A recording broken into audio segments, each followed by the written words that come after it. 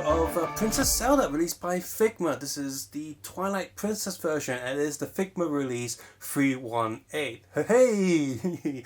Now I have to like this figure. Ooh. I've also reviewed the new Link, the Twilight Princess Link, that's 320, the DX version, which I also compared to the original Link release, which is 153, and I also let you know what you get in the DX version, what you get in the regular version. So this is Twilight Princess Zelda right here. Side of the box shows her in one pose, and on the other side shows her in a different pose. And on the back it shows you different accessories you get, and of course you have a sticker here because this is import item A. Unlike previous Figma releases, the backing card is just a very generic purple color. It doesn't have a logo or anything printed on there. There is still a weird cutout thing that you can do, but it's completely pointless. I've never seen anyone use the cutout as a paper craft stage. Just no one does that. So that's completely pointless. Inside the tray you got two trays. Bottom tray there's only holding her staff, which almost feels like really you couldn't fit that staff anywhere. You needed to do an extra tray for that. Whatever. So open up the tray, nothing falls out, everything is very secure. And so inside here we have Princess Zelda. Oh, let's focus. Lots of plastic sheets to protect her. If you pull that out, she actually has plastic sheets on each individual leg. So that's something. So she got a pack of hands, she got the bow, and I'll just let everything fall out and then you can look at them a bit better. This isn't like SH Figures where you can easily see each individual item. No, these things have to come out first. While she has her instructions and printed on both sides, one side is Japanese, one side is English. So that's definitely for an international market. Some of the English on here. Do not point, wave, or throw this product at others. Product is designed for amusement purposes only. But what if I get amusement for chucking this at someone? Applying force in unintended directions may damage the product. Do not leave product on shelves, tables, or other furniture for extended periods of time, as colors may transfer onto other surfaces. They always say that, but yeah.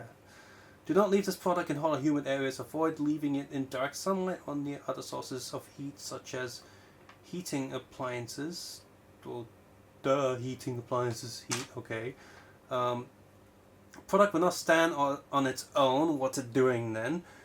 Please use the stand included. Customer support is only available for damaged products, not for damaged packaging.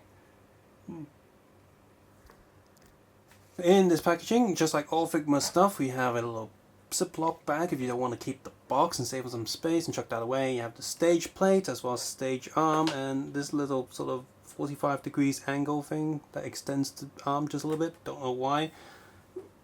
We have a regular face there, and this face is a slightly happier, slightly more smiley face that I really can't tell the difference. They're so similar, just it's like a hint, tiny hint of difference.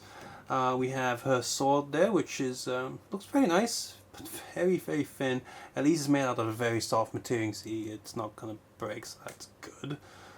We have her weird staff there. It's painted very nicely. The sharp corners are very sharp. See, this is soft material. No, this is definitely hard material, so this will snap and break if you're not careful. I have her bow here, which again is made out of, oh, that feels very fragile. Do be really careful. Hold on to the thick bits when you do this. You detach it from each side so she can stick her hand in there. No string on each end, of course, but it's not even an arrow. Link had an arrow to go with his bow, but not her. And she has, apart from the fists on her, she also has a bunch of hands here, and a spare hand joint if you break or snap or lose one. So that's really cool. These joints are very useful to have a spare of, just in case. But that's also a sign that Figma knows that their joints aren't that good and they tend to break. That's not good. We have a hand holder, so this is for when you chuck away the box and you just... that just fell off. Chuck everything into a Ziploc bag. So the hands include fists, spray open hands, guess sword holding hand, and bow holding hand. So no, those are fists too. I guess this one's for pulling the invisible arrow. So yeah, sword holding hands, and yeah, bow and arrow holding hands. Yeah, that makes sense. So with her articulation, now she does have proper legs that didn't cheap out on us or anything. So, because Figma's pretty good figures. Look at that face sculpt and paint. That looks very good.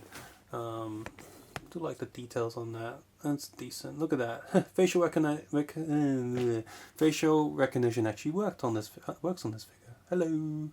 Yep, got a little square on the camera on the viewfinder, and she's got a little bit of articulation for hair, so the hair can go back and forward. It's like a lever. Butthole there for the peg to go in. And these gold bits are actually made of softish material, so they kind of get out of the way when you're doing articulation. So head is a standard Figma, so that doesn't look very good from underneath, but standard Figma joints, so forwards, backwards, and rotation, sideways, and the arm peg actually goes out. You see that? Look, it goes in, slides out, so you can do more dramatic poses. So she can probably fold her arms. Can she do that? Yeah, she can almost fold her arms. Yep, so that's cool. Same on both sides, and like I said, this piece does get slightly out of the way if you needed to. Rotation here, like a little, double ball socket joint. Arm goes up, down, goes full rotation. Body's on a swivel and peg joint. It's not going to be a ball joint because Figma figures never are, but it almost feels like a ball joint. That's not supposed to happen. Hey, stick your face back on. Come on. There we go.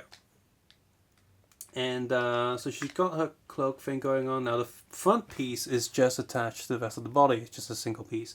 And I almost hear glue snapping when I push this too hard. It is actually kind of hard material. These two pieces are also pretty hard materials. But they're on... Now the purple bit here is soft. So these are on little... There's actually a joint down there. A peg and swivel joint for both these cloth pieces. So you can wave them open and you can... open her legs a bit more if you want to. And she's got standard Figma legs there, so you got the full rotation and bend the knees, but they're quite hard to do. I did get her to do a more dramatic pose, like so, if you want to. And she's got pretty big boots, so leg rotates, and you got the toe joint, and rotates a little bit. So, well, that's a weird pose. Let me just zoom back out. Yeah, now I've got her in a weird pose, like she's gone crazy dancing, like. But you can do that. You can do a lot of poses with her, and that's pretty cool.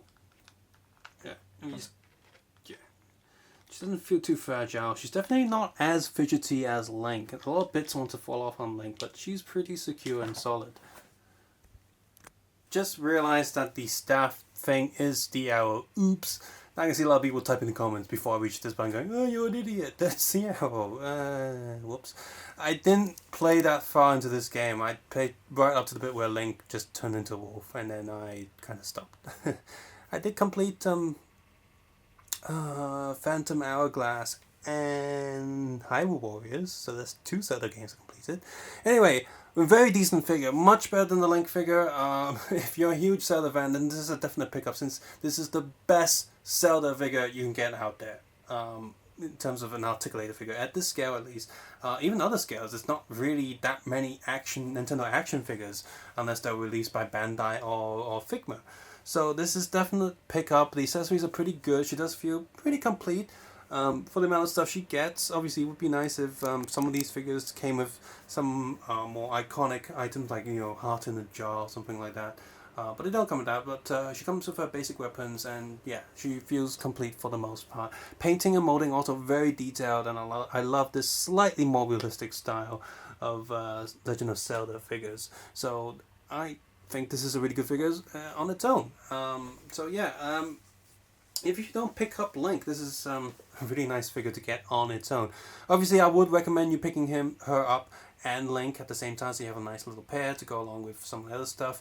And for example, Smash Brothers fans, for me personally, I picked up quite a few figures now that all fit into the Smash Brothers theme, so I'm pretty cool and excited with doing photos, or maybe perhaps an animation one day, mixing up all the different Nintendo characters. So I'm quite pleased there.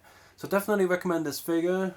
Very nice details, so definitely check her out. She's not too expensive, but I imagine the price is pretty inflated when they go over to the West. So I'm not too sure if this figure in particular will have a reprint or reproduction. So do be slightly aware, be careful, and think about picking this figure up before the price goes up a little bit more than it is now.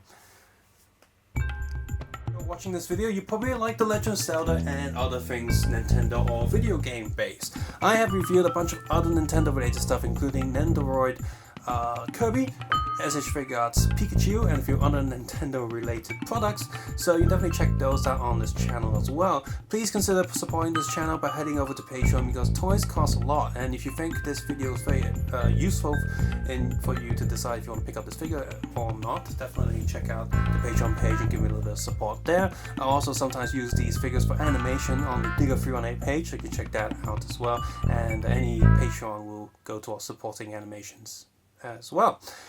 Or if you don't want to do any Patreon stuff, you can also support this channel just by clicking the like button, subscribe button, or sharing this video with other people or other Nintendo related websites, so more people can see this video and decide whether or not they want to pick up one of these Nintendo figures. You can also turn off ad block, and that would be very useful for me. Or if you use YouTube Red, then you don't need ad block. But any support is appreciated. Thank you for watching the video. Take care, have a nice day. I'll see you guys soon. Bye bye now.